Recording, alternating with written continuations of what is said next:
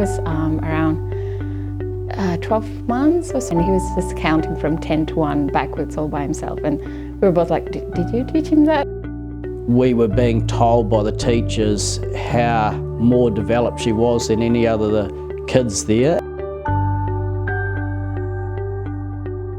Intense would be a pretty good word for them across lots of areas, so intense movement and wiggliness, for lack of a better word, intense questioning and really wanting to understand things with depth and breadth, intense feelings, and a struggle with how to communicate those because they just don't have the language or the resources yet to deal with those really big feelings. If she doesn't get something right first time, she'll get upset. She has to make sure that it's bang on first time. Tough side for him was his perfectionism. So I vividly remember he loved to draw, and he still does to this day, but he went through a phase of just refusing to draw and having absolute tantrums and meltdowns over the fact that he couldn't have it the way that he saw things in his head.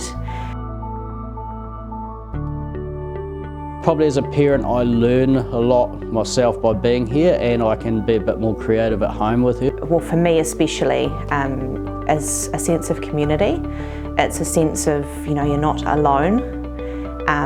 Often at a public preschool or kindergarten, you're the odd one out, and I think it's really important both for the adults but also for the children to have a safe space, a space where they can be themselves.